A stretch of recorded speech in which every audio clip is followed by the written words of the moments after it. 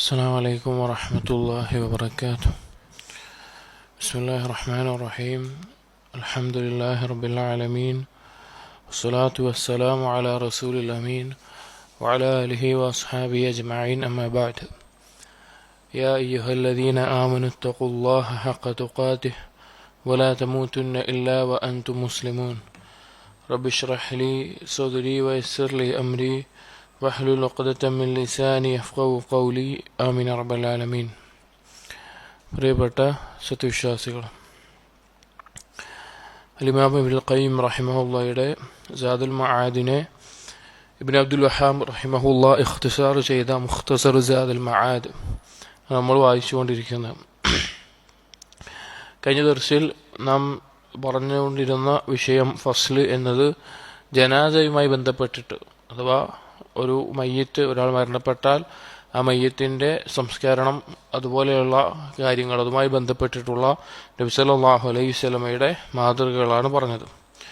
കഴിഞ്ഞ ദർസിൽ നബി സല്ലല്ലാഹു അലൈഹി വസല്ലമ ഒരാൾ രോഗിയായി മരണത്തിനോടടുത്ത് കിടക്കുന്നത് മുതൽ ചെയ്തിരുന്ന ഓരോ കാര്യങ്ങൾ പറഞ്ഞു.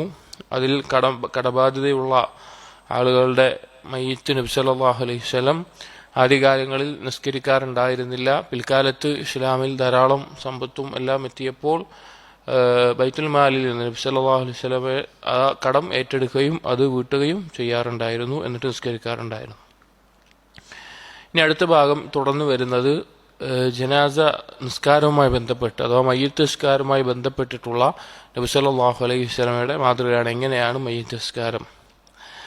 فإذا أخذ في الصلاة عليه كبر وحمد الله وأثنى عليه. ഇബ്നുൽ ഖയ്യിം റഹിമഹുല്ലാഹ് പറയാണ്, അങ്ങനെ നബി സല്ലല്ലാഹു അലൈഹി വസല്ലം നിസ്കാരത്തിന് മയ്യത്തിന്റെ മേലെ നിസ്കരിക്കാൻ തുടങ്ങിയാൽ, ഉദ്ദേശിച്ചാൽ, കബ്ബറ, ആദ്യം തക്ബീർ ചൊല്ലും, അല്ലാഹു അക്ബർ എന്ന് പറയും. വഹമിദല്ലാഹ വഅസ്ന അലൈഹി, എന്നിട്ട് അല്ലാഹുവിനെ സ്തുതിക്കുകയും വാഴ്ത്തുകയുമെല്ലാം ചെയ്യും.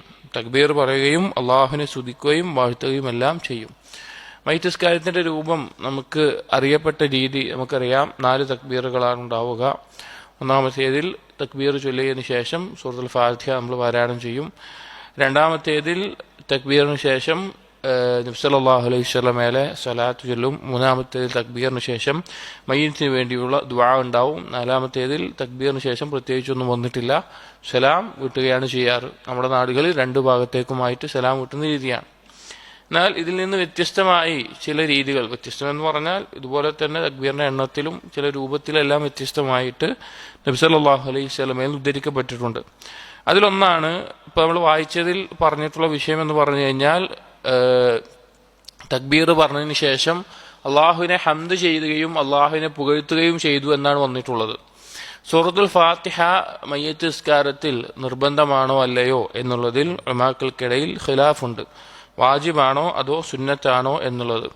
റാജിഹായിട്ട് പലപ്പോഴും പണ്ഡിതന്മാർ പറഞ്ഞ് കണ്ടിട്ടുള്ളത് സുന്നത്താണ് എന്നുള്ളതാണ്. പക്ഷേ ഒരിക്കലും അത് ഒഴിവാക്കാൻ വേണ്ടിയിട്ടല്ല, അതല്ലെങ്കിൽ അത് നിർബന്ധമായും ചൊല്ലുന്ന ആളുകൾക്കിടയിൽ ജീവിക്കുമ്പോൾ അവരുടെ ഇടയിൽ ഒരു കുഴപ്പമുണ്ടാക്കാനും അതിന് വേണ്ടി അത് ഒഴിവാക്കുന്ന അവസ്ഥ ഉണ്ടാവരുത്. പക്ഷേ നമുക്ക് പഠിച്ചിട്ടുള്ള ഫാത്തിഹ ഓതാം എന്നുള്ള അഭിപ്രായമാണ് നമ്മുടെ നാടുകളിൽ പൊതുവെ ചെയ്യാറുള്ളത്. അതുകൊണ്ട് തന്നെ ഫാത്തിഹ ഓതാവുന്നതാണ്. പക്ഷെ ആ ഒരു ചർച്ച ഉണ്ട് എന്ന് മനസ്സിലാക്കുക. ജനാസ നിസ്കാരത്തിൽ ഫാത്തിഹ നിർബന്ധമാണല്ലയോ എന്നുള്ള ചർച്ച ഉണ്ട്. എന്നിട്ട് ഇബ്നുൽ ഖയ്യിം റഹിമഹുല്ലാഹ് ഇതിൽ അദ്ദേഹത്തിന്റെ അഭിപ്രായം എന്ന് പറഞ്ഞാൽ അത് നിർബന്ധമല്ല, അത് സുന്നത്താണ് എന്നുള്ളതാണ് ഇബ്നുൽ ഖയ്യിമിന്റെയും ഇബ്നു തൈമിയയുടെ ഒക്കെ അഭിപ്രായം. അതുകൊണ്ടാണ് പ്രത്യേകം ഇത് കൊടുത്തിട്ടുള്ളത്. ഇനി നബി സല്ലല്ലാഹു അലൈഹി വസല്ലമ സുന്നത്തായിക്കൊണ്ടാണ് ഓതിയിരുന്നത് എന്നറിയിച്ച ഒരു അസർ ഇബ്നുൽ ഖയ്യിം കൊടുക്കുന്നുണ്ട്. വസല്ല ഇബ്നു അബ്ബാസ് റളിയല്ലാഹു അൻഹുമാ ഖാല അഫൻ അലാ ജനാസത്തിൻ. ഇബ്നു അബ്ബാസ് റളിയല്ലാഹു അൻഹുമാ ഒരു ജനാസ നിസ്കരിക്കേണ്ടായി. فقرأ بعد التكبيرة الأولى بالفاتحة وجهر بها. തക്ബീറത്തുൽ ഇഹ്റാമിന് ശേഷം, ആദ്യത്തെ തക്ബീറിന് ശേഷം ഇബ്നു അബ്ബാസ് റളിയല്ലാഹു അൻഹു ഫാത്തിഹ ഉറക്കെ ഓതി. സാധാരണ മയ്യിത്ത് നിസ്കാരത്തിൽ സിറായിട്ടാണ് ഓതാറ്, ഉറക്കെ ഓതേണ്ട ആവശ്യമില്ല, ഉറക്കെ ഓതി. വഖാല, എന്നിട്ട് പറഞ്ഞു, ലിതഅലമു അന്നഹാ സുന്നത്തുൻ, അത് സുന്നത്താണ് എന്ന് അറിയിക്കാൻ വേണ്ടിയിട്ടാണ്, പഠിപ്പിക്കാൻ വേണ്ടിയിട്ടാണ്, നിങ്ങൾ അറിയാൻ വേണ്ടിയിട്ടാണ് അങ്ങനെ ചെയ്തത് എന്ന് ഇബ്നു അബ്ബാസ് റളിയല്ലാഹു അൻഹു പറഞ്ഞു. അതായത് സുന്നത്തുകൾ ആളുകൾക്ക് പഠിപ്പിച്ചു കൊടുക്കണം. ഓരോ കാര്യത്തിലും നബി സല്ലല്ലാഹു അലൈഹി വസല്ലം സുന്നത്ത് എന്താണ് എന്ന് അത് അറിയുന്ന ആളുകൾ, പഠിച്ചിട്ടുള്ള ആളുകൾക്ക് പഠിപ്പിച്ചു കൊടുക്കണം. അപ്പൊ അതിനെക്കുറിച്ച് ഏറ്റവും നല്ല അറിവുള്ള ആളാണ് ആര്? ഇബ്നു അബ്ബാസ് റളിയല്ലാഹു അൻഹു. അതുകൊണ്ട് തന്നെ ഇബ്നു അബ്ബാസ് റളിയല്ലാഹു അൻഹുമ ജനങ്ങളെ പഠിപ്പിക്കാൻ വേണ്ടിയിട്ടാണ് എന്ത് ചെയ്തത്? ഉറക്കെ പാരായണം ചെയ്തത്. എന്നിട്ട് പറഞ്ഞു അത് സുന്നത്താണെന്ന്. ഖാല ഷെയ്ഖുന, ഇബ്നു ഖയ്യിം പറയാണ്, നമ്മുടെ ഷെയ്ഖ് ഇബ്നു ഖയ്യിം ഷെയ്ഖുന എന്ന് പറഞ്ഞാൽ അതിന്റെ ഉദ്ദേശം ആരാണ്? ഷെയ്ഖുൽ ഇസ്ലാം ഇബ്നു തൈമിയ റഹിമഹുല്ലാ. ഇബ്നു തൈമിയ റഹിമഹുല്ലാ പറഞ്ഞു, ലാ തജിബു ഖിറാഅത്തുഹാ ബൽ ഹിയ സുന്നത്തുൻ. ഖിറാഅത്ത് നിർബന്ധമല്ല, സുന്നത്താണ് എന്ന് ഈ അസറിൽ നിന്ന് മനസ്സിലാക്കാം എന്ന് ഇബ്നു തൈമിയ റഹിമഹുല്ലാ പറഞ്ഞു.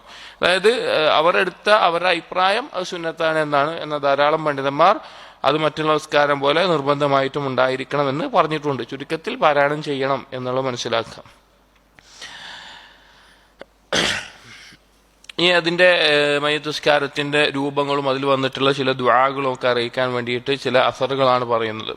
وذكر أبو أمامة بن سهل عن جماعة من الصحابة الصلاة على النبي صلى الله عليه وسلم فيها.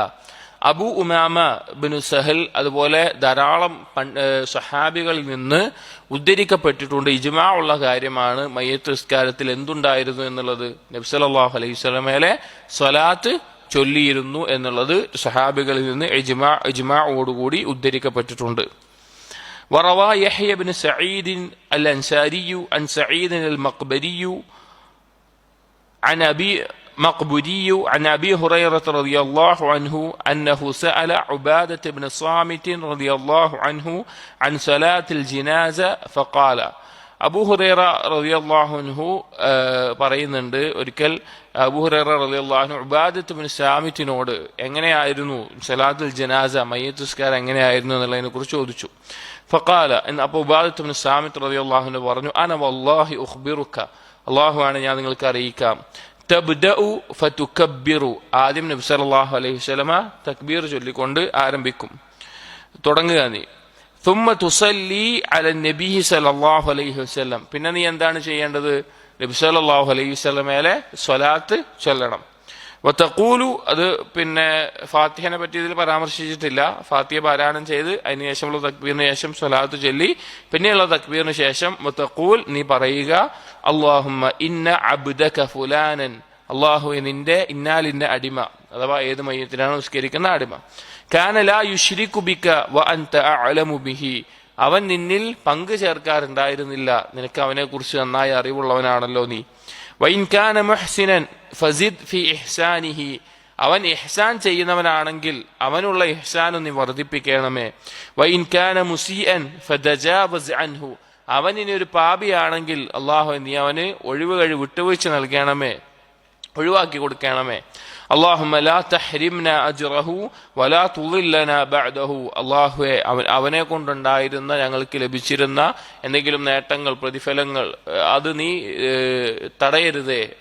അതുപോലെ തന്നെ അവന് ശേഷം, ഇന്നാൾക്ക് ശേഷം ഞങ്ങളെ വഴിതെറ്റിക്കുകയും ചെയ്യരുതേ എന്നുള്ളത് പ്രാർത്ഥിക്കുമായിരുന്നു. അതായത് ചിലപ്പോൾ നല്ല ഉപകാരമുള്ള ആളായിരിക്കാം, ദീനിയായ ഉപകാരമുള്ള ആളായിരിക്കാം, അത് തടഞ്ഞു പോകാതെ അയാൾക്ക് ശേഷം ഞങ്ങൾ തെറ്റിപ്പോകുന്ന അവസ്ഥ ഇല്ലാതെ ആക്കരുതേ എന്നുള്ള ദുആ പിന്നെ വന്നിട്ടുണ്ട്.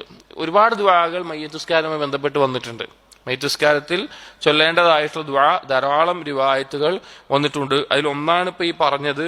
ഇതല്ലാതെ ഈ കിതാബിൽ ഈ കൊടുത്തിട്ടില്ലാത്ത വേറൊരു രൂപം, അല്ലാഹുമ്മ ഗ്ഫിർ ലി ഹയ്യിനാ വ മയ്യിത്തിനാ, അല്ലാഹുവേ ഞങ്ങളിൽ ജീവിച്ചിരിക്കുന്നവർക്കും മരണപ്പെട്ടവർക്കും നീ പുറത്തു കൊടുക്കണമേ.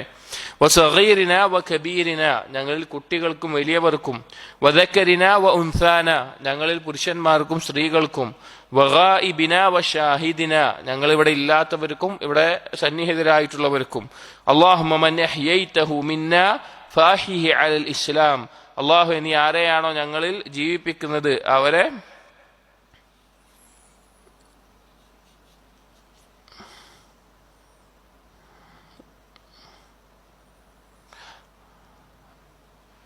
അവരെ ഇസ്ലാമിലായിക്കൊണ്ട് ജീവിപ്പിക്കണമേ. വമൻ തവഫൈതഹു മിന്നാ ഫതവഫഹു അലൽ ഈമാൻ, ഞങ്ങളെ മരിപ്പിക്കുന്നവരെ ഈമാനിലായിക്കൊണ്ട് മരിപ്പിക്കണമേ. മറ്റൊരു ദുആ വന്നിട്ടുള്ളത്, ഇത് കിതാബിൽ കൊടുത്തിട്ടുള്ളതല്ല കേട്ടോ, അതിന് പുറമേ വന്നിട്ടുള്ള ചില റിവായത്തുകളാണ്. അല്ലാഹുമ്മ ഗ്ഫിർ ലഹു വർഹംഹു വഅഫു അൻഹു വആഫിഹി, അല്ലാഹുവേ നീ അവനക്ക് പുറത്തു കൊടുക്കുകയും കാരുണ്യം ചൊരിയുകയും അവനോട് വിട്ടുവീഴ്ച കാണിക്കുകയും അവനെ ആഫിയത്ത് നൽകുകയും ചെയ്യണമേ. വാക്രിം നുസ്ലഹു, അവന്റെ ആ വരവിനെ ഏറ്റവും നല്ല ആദരവ് നൽകണമേ. വസ്ഇ മുദ്ഖലഹു, അവൻ പ്രവേശിപ്പിക്കപ്പെടുന്ന ഈ സ്ഥലം അത് വിശാലമാക്കി കൊടുക്കണമേ. വഗ്സിൽഹു ബിമാഇൻ വസൽജിൻ വബറദിൻ, അവനെ നീ വെള്ളം കൊണ്ടും അതുപോലെ തണുത്ത വെള്ളം കൊണ്ടും ഹിമം കൊണ്ടും മഞ്ഞുകൊണ്ടും നീ കഴുകണമേ. വനഖ്ഹി മിനൽ ഖതായ കമാ യുനഖ്ഖ അസ്സൗബുൽ അബ്യദ് മിനദ് ദൻസ്, വെള്ളവസ്ത്രം അഴുക്കിൽ നിന്ന് ശുദ്ധിയാക്കുന്നത് പോലെ അവന്റെ പാപങ്ങളിൽ നിന്ന് അവനെ ശുദ്ധിയാക്കണമേ. വഅബ്ദിൽ ഹുദാറൻ ഖൈറൻ മിൻ ദാരിഹി, അവനുണ്ടായിരുന്ന ഭവനത്തേക്കാൾ ഉത്തമമായ ഭവനം അവന് പകരം നൽകണമേ. വഅഹ്ലൻ ഖൈറൻ മിൻ അഹ്ലിഹി, അവനിവിടെ ഉണ്ടായിരുന്ന കുടുംബത്തേക്കാൾ ഇണയേക്കാൾ ഉത്തമരായിട്ടുള്ള ഇണയും കുടുംബം നൽകണമേ. വസൗജൻ ഖൈറൻ മിൻ സൗജിഹി, അവന്റെ ഇണയേക്കാൾ ഉത്തമയായിട്ട് ഇണയെ നൽകണമേ. വഖഹി ഫിത്നത്തുൽ ഖബ്രി വഅദാബൻ നാർ, ഖബറിന്റെ ഫിത്നയെ തൊട്ടും അതുപോലെ നരകത്തിന്റെ ശിക്ഷയെ തൊട്ടും അവനെ നീ കാത്തു രക്ഷിക്കണമേ എന്ന് വന്നിട്ടുണ്ട്. ഇങ്ങനെ ധാരാളം ദുആകൾ ഇനി കിതാബിൽ തന്നെ പറഞ്ഞിട്ടുള്ളതുണ്ട്. അപ്പൊ ഈ ദുആകൾ രണ്ടു തരത്തിലുണ്ട്. ഒന്ന് വലിയ ആളുകൾക്കുള്ള ദുആകൾ എന്ന നിലക്ക് വന്നിട്ടുണ്ട്, അഥവാ വലിയ പ്രായപൂർത്തി എത്തിയിട്ടുള്ള വിചാരണ ചെയ്യപ്പെടാൻ അർഹതയായിട്ടുള്ള ആളുകൾ മരണപ്പെട്ടാൽ ദുആകളുണ്ട്. കാരണം അവർക്ക് പാപമോചനത്തിനെല്ലാം തേടണം. എന്നാൽ ചെറിയ കുട്ടികൾ പ്രായപൂർത്തി എത്തിയിട്ടില്ലാത്ത അല്ലെങ്കിൽ വളരെ ചെറിയ കുട്ടികൾ അവർ മരണപ്പെട്ട് കഴിഞ്ഞാൽ അവരുടെ ജനാസ നിസ്കരിക്കുമ്പോൾ ദുആ വ്യത്യാസമുണ്ട്. അതിൽ വന്നിട്ടുള്ള ദുആ കാണാം. അല്ലാഹുമ്മ ജ്അൽഹു ലനാ ഫറതൻ വദുഖ്റൻ വഅജ്റാ, അല്ലാഹുവേ ഈ കുട്ടിയെ ഞങ്ങൾക്ക് മുന്നൊരുക്കി വെച്ചിട്ടുള്ള ഒരു പ്രതിഫലമായിട്ട് നീ മാറ്റണമേ, അഥവാ പ്രത്യേകിച്ച് മാതാപിതാക്കൾക്ക് നാളെ പരലോകത്തേക്കുള്ള പ്രതിഫലമാക്കി മാറ്റണമേ. ചില റിവായത്തുകൾ കുറച്ചുകൂടി കൂടുതൽ കാണാം. വശഫീഅൻ മുജാബൻ, ഉത്തരം ചെയ്യപ്പെടുന്ന ഒരു ശുപാർശകനാക്കി മാറ്റണമേ. കുട്ടികൾ മരണപ്പെട്ട ആളുകൾ അവരുടെ മാതാപിതാക്കൾക്ക് വേണ്ടി ആ കുട്ടികൾ എന്ത് ചെയ്യും? സ്വർഗത്തിന് മുമ്പിൽ നിൽക്കുന്നതാണ്. അവരോട് കയറാൻ പറഞ്ഞാൽ അവർ കയറൂല. ഞങ്ങൾ ഉപ്പയും ഉമ്മയും കയറാതെ ഞങ്ങൾ കയറില്ല എന്ന് പറഞ്ഞ് അവർ ശുപാർശ ചെയ്യും അള്ളാഹുവിനോട്. അപ്പോ ആ കുട്ടികളോടും അതുപോലെ മാതാപിതാക്കളോടുമുള്ള കാരുണ്യം കൊണ്ട് അള്ളാഹു തആല മാതാപിതാക്കൾക്ക് പുറത്തു കൊടുത്ത് സ്വർഗപ്രവേശനം നൽകാൻ ഒരു കാരണമാകും. അതുപോലെ വേറെ ചില ഗർഭത്തിൽ മരിക്കുന്ന അല്ലെങ്കിൽ അങ്ങനെയുള്ള മരണത്തിൽ ആ പൊക്കിൾ കൊടി വലിച്ചുകൊണ്ട് ഉമ്മാനെ ആ കുട്ടി സ്വർഗത്തിലേക്ക് പ്രവേശിപ്പിക്കും എന്ന് കാണാം. അതുപോലെ ധാരാളം അതുപോലെ സംഭവങ്ങൾ കാണാം. അപ്പൊ അതുപോലെ ഒരു ശുപാർശയാക്കണമേ.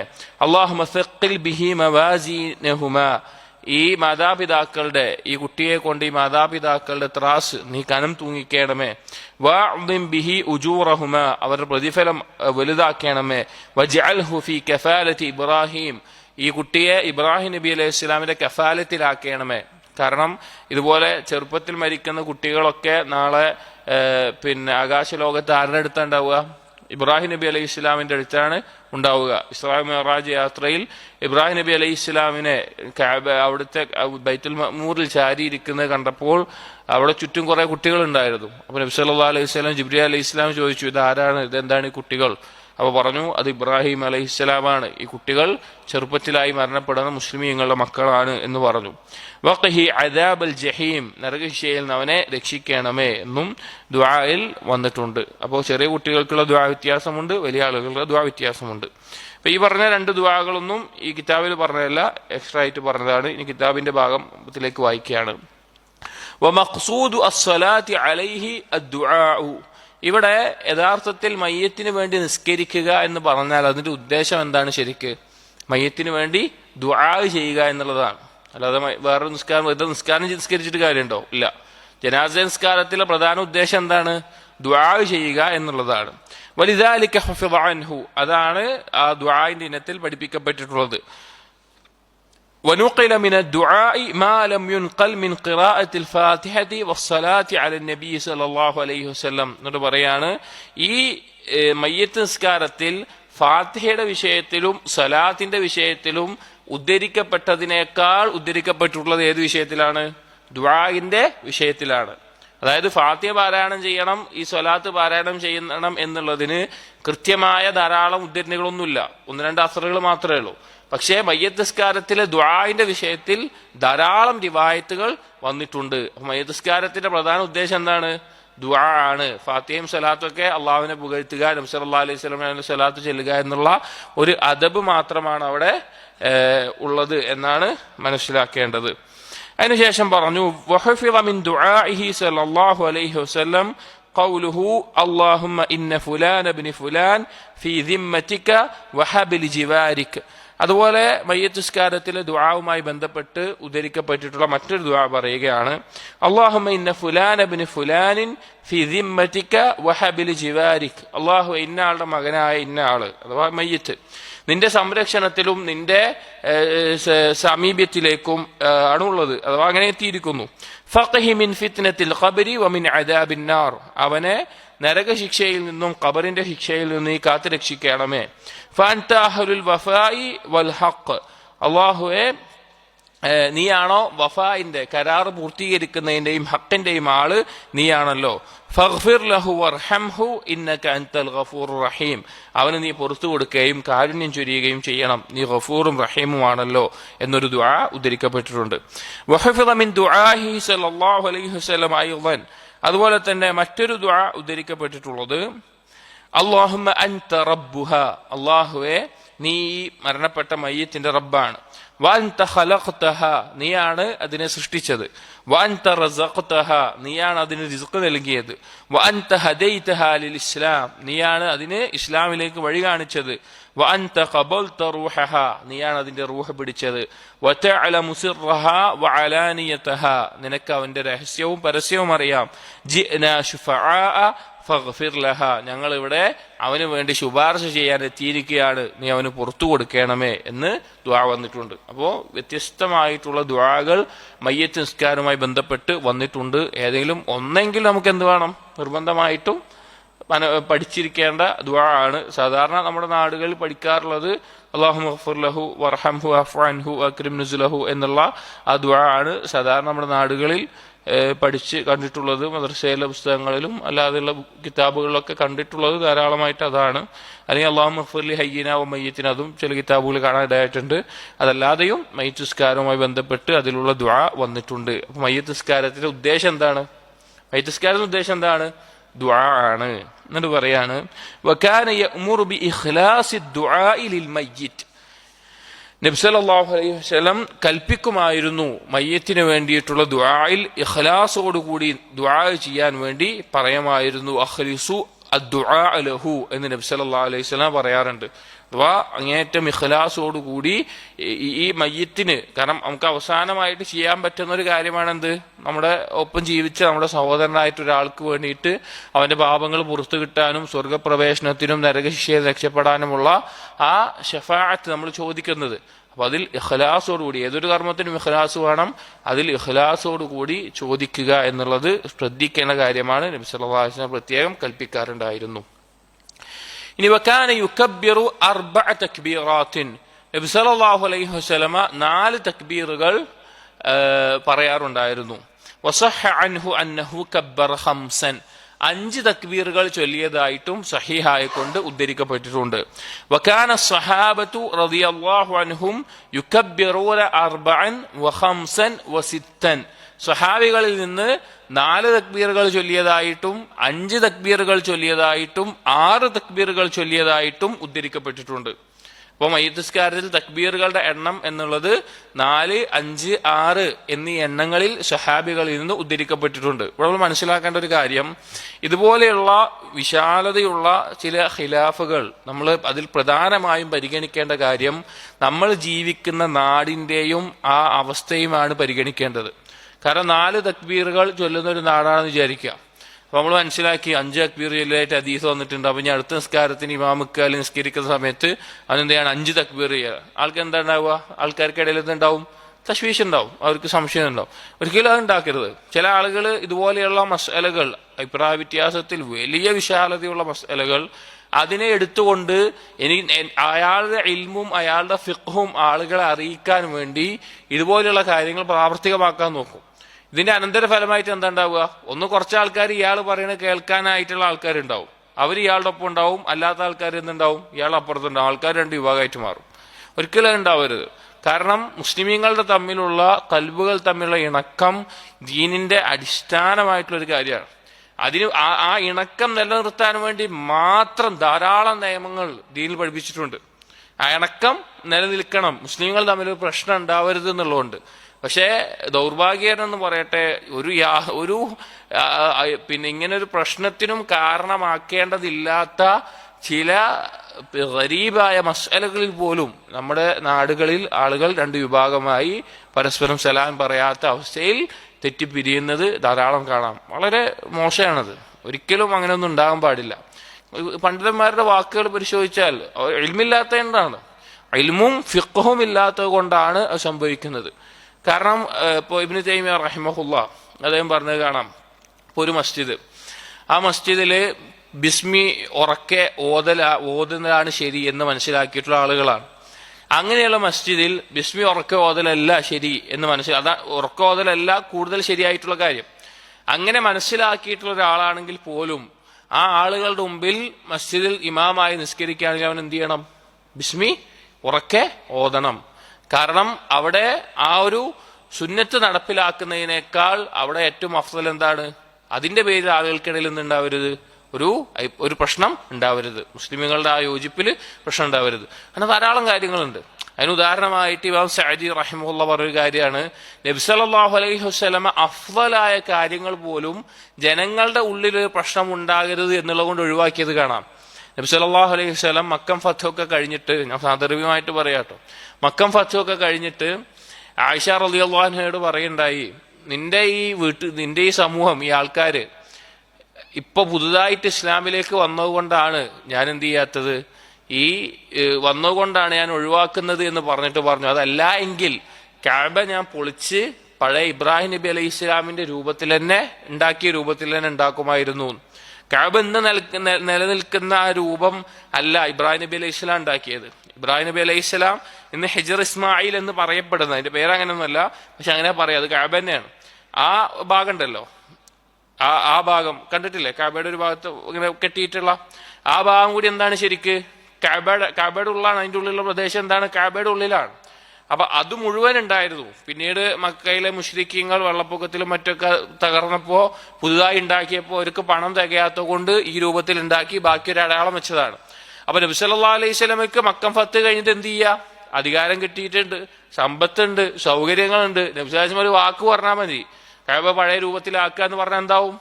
പഴയ രൂപത്തിലാവും. അതാണ് അഫ്ദലായിട്ടുള്ള കാര്യം.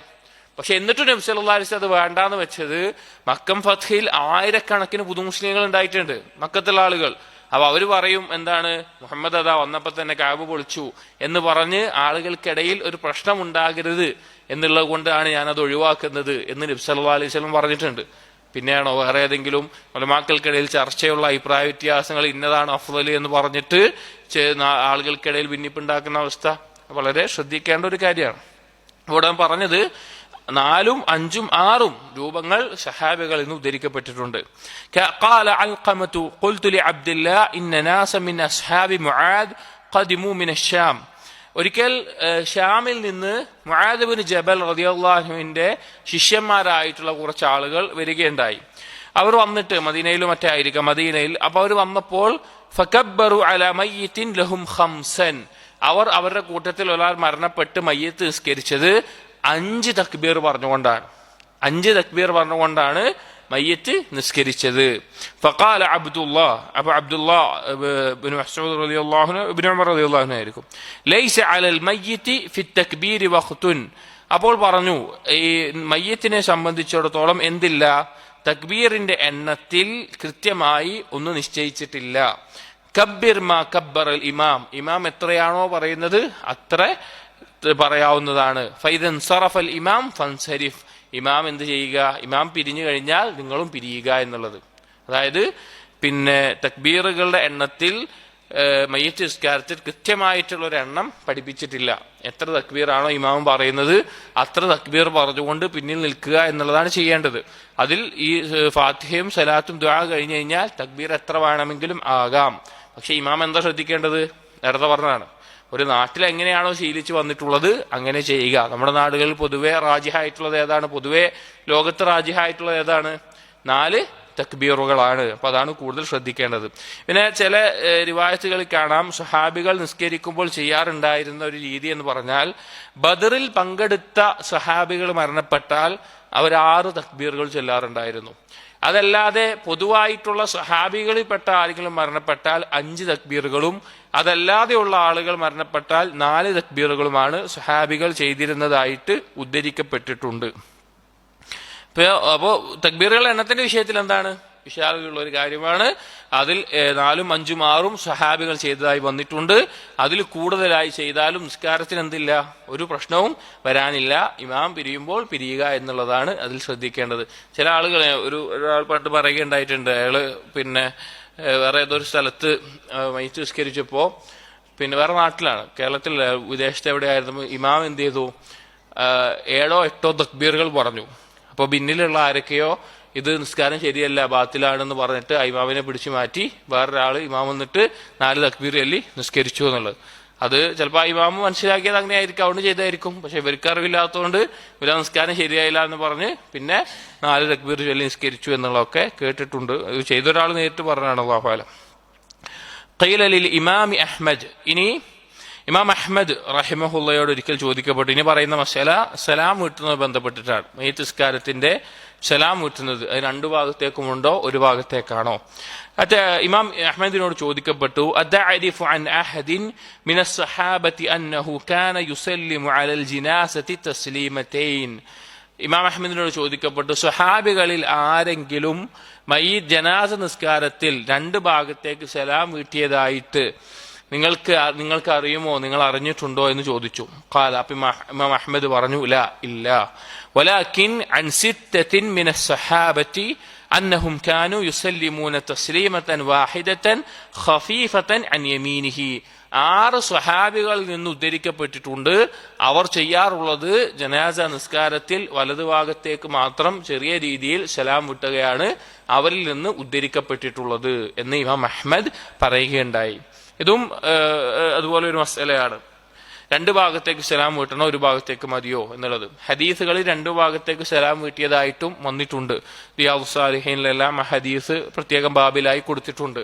എന്നാൽ സഹാബികളുടെ ഇജ്മാ പ്രകാരം, അഥവാ സഹാബികളിൽ നിന്ന് ഉദ്ധരിക്കപ്പെട്ടിട്ടുള്ളതും വേറെ ഒരു പ്രബലമായ അഭിപ്രായമായിട്ടും മനസ്സിലാക്കുന്നത് ഒരു ഭാഗത്തേക്ക് മാത്രമാണ് സലാം വീട്ടിയിട്ടുള്ളത് എന്നാണ്. ഇപ്പോൾ ഇമാം അഹ്മദ് പറഞ്ഞ പോലെ. അതുകൊണ്ട് തന്നെ ഹംബലി മദ്ഹബിനോട് ചാഞ്ഞിട്ടുള്ള നാടുകളിൽ, പ്രത്യേകിച്ച് നമുക്കറിയാം, നമ്മൾ ഉംറക്കും ഹജ്ജിനൊക്കെ പോകുമ്പോൾ പിന്നെ ഹറമുൽ നിസ്കാരത്തിൽ പങ്കെടുത്തിട്ടുണ്ടാവും. അവിടെയൊക്കെ എല്ലാ ഫർളിന് ശേഷം എന്തുണ്ടാകും, മയ്യിത്ത് നിസ്കാരം ഉണ്ടാവാറുണ്ട്. എത്ര സലാം ഉണ്ടാകും? ഒരു സലാം ഉണ്ടാവുള്ളൂ. നമ്മുടെ നാട്ടിൽ പോകുന്ന ആളുകൾ ഒന്ന് ഇമാമ് സലാം പറയും, പിന്നെ മുഅദ്ദിൻ ഒന്നുകൂടി പറയുമല്ലോ. അപ്പോൾ ഒന്ന് വലത്തോട്ടും ഒന്ന് ഇടത്തോട്ടും ചെയ്യും. സംഭവം എന്നുള്ളൂ, ഒരു സലാമേ അവിടെ തസ്ലീമേ അവിടെ ഉണ്ടാവുള്ളൂ. അപ്പോൾ ഒരെണ്ണമുള്ളൂ എന്നാണ് ഹംബലി മദ്ഹബിന്റെയും കൂടുതൽ അഭിപ്രായം. പക്ഷെ നമ്മുടെ നാടുകളിൽ ഷാഫി ഫിഖ്ഹിനോട് അടുത്തിട്ടാണ് നമ്മുടെ നാടുകൾ, ഷാഫി ഫിഖാണ് നമ്മുടെ നാടുകളിൽ ചെറുപ്പം മുതലേ പഠിച്ചിട്ടുള്ളതും ഇവിടെ ഭൂരിഭാഗം ആളുകളുള്ളതും. അതുകൊണ്ട് തന്നെ 2 തസ്ലീമത്തൈൻ 2 സലാം വീട്ടിലാണ് നമ്മുടെ ആളുകൾ ചെയ്യാറുള്ളത്. ഇത് നേരത്തെ പറഞ്ഞ പോലെ എങ്ങനെയുള്ള മസലയാണ്. നമ്മൾ ഒരു ഭാഗത്തേക്കാണ് സ്വഹാബികൾ ചെയ്തിട്ടുള്ളത് മനസ്സിലാക്കി, ഇനി അടുത്തൊരു നിസ്കാരം വരുമ്പോൾ ഒരു ഭാഗത്തേക്ക് മാത്രം ചെയ്യാനാണോ? അല്ല. അത് ചെയ്താൽ എന്തുണ്ടാവും? ആളുകൾക്കിടയിൽ എന്തുണ്ടാവും? തശ്വീഷ് ഉണ്ടാവും. ആളുകൾ കൺഫ്യൂഷൻ, സാധാരണക്കാരുടെ ആളുകൾക്ക് എന്തായിരിക്കും?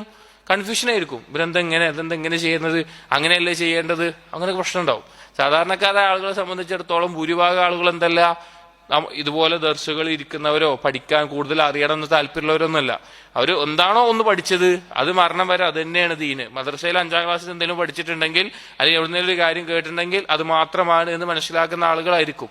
അവരുടെ ഇടയിൽ പോയി നമ്മൾ കേട്ടിട്ടുള്ള ഏതെങ്കിലും ഒരു ഇൽമിനെ, അല്ലെങ്കിൽ ഇതുപോലെയുള്ള മസലകൾ, ശിർക്കും വിദേഹത്തുമായിട്ടുള്ള ബന്ധപ്പെട്ടല്ല, ഇതുപോലെയുള്ള മസലകൾ നമ്മൾ അമലാക്കാൻ തുടങ്ങിക്കഴിഞ്ഞാൽ ആളുകൾക്കിടയിൽ അത് എന്തുണ്ടാക്കും? ഒരു കുഴപ്പമുണ്ടാക്കും. അപ്പൊ തസ്ലീമിന്റെ വിഷയത്തിൽ ജനാസ നിസ്കാരത്തിൽ സ്വഹാബികളിൽ നിന്ന് 6ഓളം വരുന്ന സ്വഹാബികൾ ഉദ്ധരിച്ചിട്ടുള്ളത് ഒറ്റ തസ്ലീമാണ്, വലതുഭാഗത്തേക്ക് ചെറിയ രീതിയിൽ.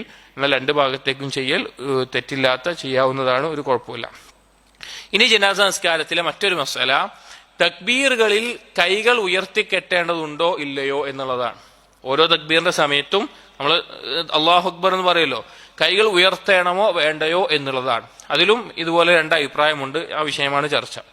ഫദക്കറ ഇബ്നു ഉമറ وابن عباس وأبا هريرة رضي الله عنهم فذكر ابن عمر وابن عباس وأبو هريرة رضي الله عنهم وأما رفع اليدين فقال الشافعي ترفع للأثر والقياس على السنة في الصلاة.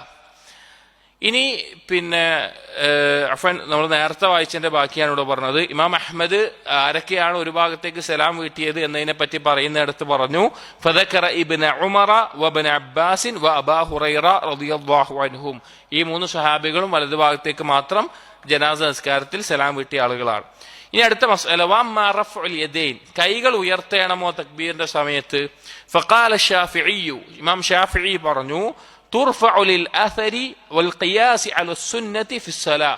കൈകൾ ഉയർത്താനുള്ള തെളിവ് എന്ന് പറഞ്ഞാൽ ഒന്ന് ചില അസറുകളാണ്, സഹാബികളിൽ ഉദ്ധരിച്ചിട്ടുള്ള ചില അസറുകളാണ്.